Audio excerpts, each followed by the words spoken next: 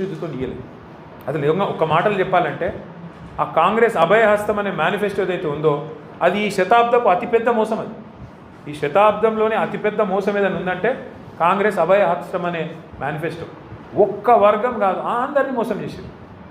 ఖార్గే సాబ్ వచ్చి చేవెళ్ళలో చెప్పిండు 10 లక్షలు వాళ్ళు ఇస్తే 12 లక్షలు మేము ఇస్తాం, దళితులకు 18% వాటా ఇస్తాం ప్రభుత్వ కాంట్రాక్టులలో. ఇచ్చిర్రా? పెంచుతామన్నారు, పెన్షన్లు పెంచినరా? ఇంకెన్ని చెప్పినారు? ఒకటి కాదు, ఇన్నునే ఎంతో ఇంత పెద్ద లిస్ట్ ఉందని.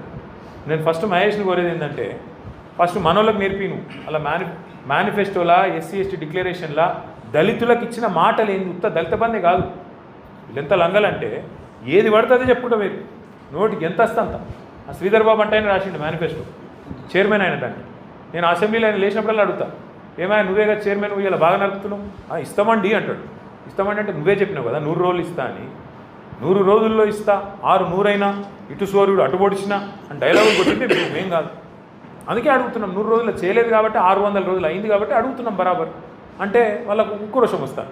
ఇక ముఖ్యమంత్రి ఏమని అడిగి మీరు చూస్తాను, ఆయన మాటలు, ఆయన పద్ధతులు. ఎవడన్నా అంటాడే ఊళ్ళల్లో ఆఖరికి పైసలు లేనోడన్నా మాట్లాడతాడు అట్లా.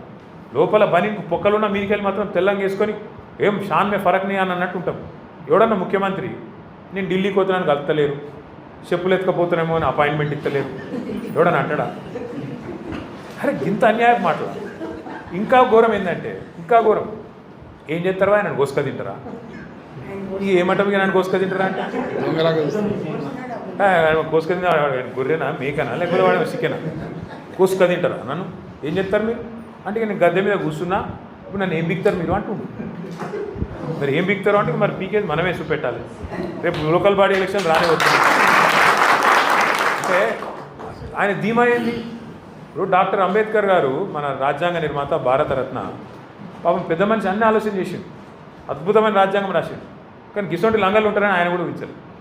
గద్దెనెక్కివ్వండి మళ్ళీ తిరిగి 5 ఏళ్ళ లోపల దించే అవకాశం లేదు. ఎక్కినానుకో కూర్చోవాలి, మళ్ళీ వాడిని దించాలని మళ్ళీ 5 ఏళ్ళు చూడాలి ఇంతదాకా.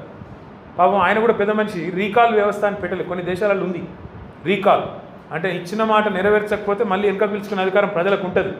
గట్సోంటి వస్తే ఇటువంటి లంగాలు కూడా భయపడతారు. లేకపోతే ఏంది, ఎవరు నన్ను ఏం బిక్తారు మీరు? ఏమనంటే కేసీఆర్ మీద బట్టగాలుస్తా, వేస్తా, తెల్లారులేస్తే డైలాగులు కొడతా, కేసీఆర్ని తిడతా, ఏమేమి మాటలు ఆయన ఇంటే ఆయన నోటికి మొక్కాలి. గుడ్లు వీకి గోటిలాడుతున్నాడు, మెడల పేగులు వేసుకుంటాడు, బట్టలు కూడా తీసి కొడుతున్నాడు. వీడు ముఖ్యమంత్రి. మళ్ళీ వానేమని తిరిగితే నాకు బలపాటు, ఇదో పెద్ద కథ. మళ్ళీ వాడిని గట్టిగా ఏమన్నా అన్నా అనుకో, మా లచ్చనని అంటాడు, నువ్వు తింటాకు సార్ అంటే. నేను తిడతలేనే వాడు చెప్పి నేను చెప్తున్నాను, నేను చెప్తున్నాను ఆయన భాషలో ఆయనకు అర్థమయ్యేటట్టు చెప్తున్నా అని చెప్తున్నా. ఏం చెప్పాలి మరిగా? ఇప్పుడు కుక్కగాడుకు చెప్పు దెబ్బ. మరి ఏం చేయాలి నేను? మాకు ఇష్టం లేదు తిట్టుడు, ఆ భాష ఇష్టం లేదు, కానీ తప్పలేదు. ఎందుకంటే ఆయనకు ఇంకో భాష అర్థమవుతలేదు. నిన్న కూడా కేసీఆర్ తుంగతుర్తికి, కోదాడకు, సూర్యాపేటకు చివరి మడి వరకు నీళ్ళు ఇచ్చింది కేసీఆర్ కాళేశ్వరం ద్వారా. అది ఆయనకు తెలుసు, తెలియదని కాదు. కానీ ఎంత లంగా అంటే ఈయన వచ్చినాక 2 ఏళ్ళ నుంచి నీళ్ళు లేవు. అన్నీ తెలుసు, ఇది తెలుసు, అది తెలుసు. కానీ చర్చకు వస్తావా అంటాడు. మొన్న పోయినాం చర్చకు రమ్మండి, ఆడికెళ్ళి మళ్ళీ వీకెండ్ మళ్ళీ చర్చకు వస్తావా నిన్న డైలాగ్. ఏమనాలి? చర్చకు పిలిస్తేనేమో పారిపోతాడు బిరికి సన్నాసి. మళ్ళీనేమో చర్చకు వస్తావా కేసీఆర్, నాగార్జున సాగర్ కట్ట మీదకి వస్తావా? మేమన్నాం ఇక రారాబాయి, మరి మేడిగడ్డ బరాజ్ మీదకి రాయిగా ఆడిడేందుకు. మంచిగా ఉంది, అది కూలిపోలే.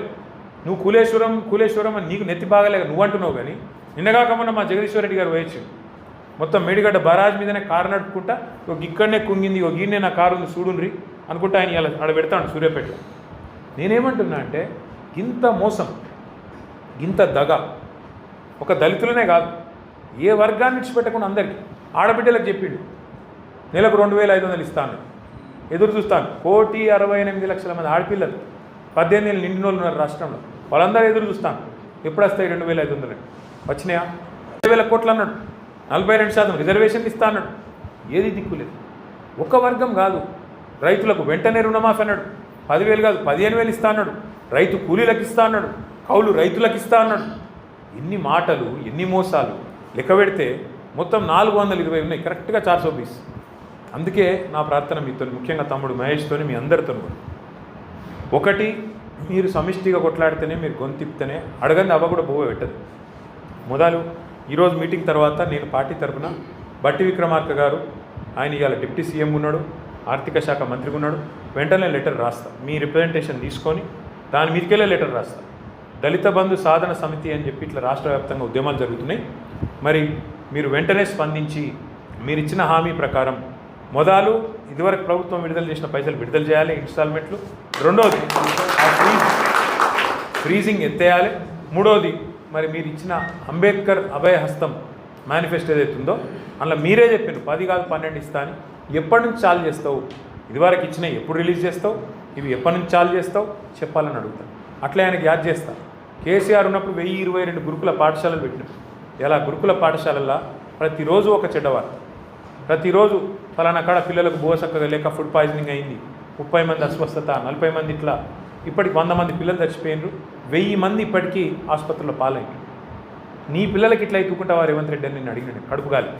నీ పిల్లలకు, నీ బిడ్డకో నీ మన్మన్కో ఇట్లా ఎత్తుకుంటావా? ఇదే తిండి పెడుతుకుంటావా? ఇవాళ సాంబార్ వాళ్ళకు పైసలు ఇస్తలేరు. పెద్ద పెద్ద కాంట్రాక్టర్లకేమో పైసలు, వాళ్ళకు అక్కడ ఫుడ్ పెట్టేటోళ్ళకి పైసలు ఇస్తలేరు గురుకులాలకు. నేను ఇంకొక మాట అడుగుతున్నా, 2 ఏళ్ళ ఇప్పుడు 20 నెలలు అయింది దగ్గర 20 నెలల్లో ఒక కొత్త స్కీమ్ చాలు కాలేదు. ఒకళ్ళకి రూపాయి ఇచ్చింది లేదు. ఒక్కటి ఫ్రీ బస్సు తప్ప ఇంకోటి ఏమైనా ఉందా? ఏది లేదు. మరి ఆడబోతున్నాయి పైసలు. పిల్లలకు భోజనం పెట్టలేని దుస్థితులు ఉందా ప్రభుత్వం? ఒక్క గ్యారెంటీ అమలు చేయకపోతివి, రైతు బంధు పెంచకపోతివి, 2 సార్లు ఎగ్గొడితివి, దళిత బంధు పెంచకపోతివి, ఉన్న పైసలే ఇవ్వకపోతివి, ఆడబోతున్నాయి పైసలు. మరి ప్రభుత్వం యొక్క డబ్బులు, ప్రజల యొక్క సంపద ఎక్కడ పోతుంది? ఎవరి జేబులకు పోతుంది? ఢిల్లీలో రాహుల్ గాంధీకి పోతుందా? కాంట్రాక్టర్లకు పోతుందా? మరి ఏడబోతున్నది చెప్పాల్సిన బాధ్యత ప్రభుత్వానికి లేదా? అందుకే మేము కొట్లాడుతుంటే మా మీద కేసు, ఈ కేసు నొక్కుదామా, ఆ కేసులో నొక్కుదామా, ఏం బీక్తావు? ఎక్కువ ఓ కేసు పెడతావు, 4 రోజులు జైలుకు పంపుతావు, నీకు కక్ష తీసుకుంటావు, అంతే కదా. అంతకంటే ఎక్కువ చేసేది ఏముంటుంది మమ్మల్ని?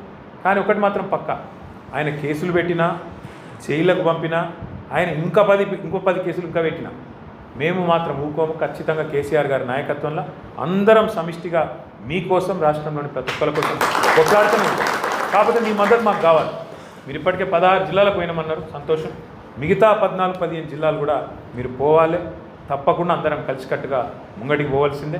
తప్పకుండా 100% మీకు అండగా నిలబడుతుంది. ఈశ్వరన్న చెప్పిండు మరి 16 జిల్లాలో మరి ఇప్పుడు తమ్ముడు ఇచ్చినాడు, ఏమేమి పోరాటాలు చేసిండ్రు, ఎక్కడెక్కడ చేసిండ్రు, బ్రహ్మాండంగా చేసిండ్రు. హుజురాబాద్లో కూడా చక్కటి కార్యక్రమం చేసిండ్రు. మా సోదరుడు కౌశిక్ రెడ్డి గారు కూడా ఆ రోజు అరెస్ట్ అయ్యాడు, దెబ్బలు తిన్నాడు. పాపం ఆయన కూడా బాగా ఇబ్బంది పడ్డాడు ఆ రోజు, నాకు యాదకుంది.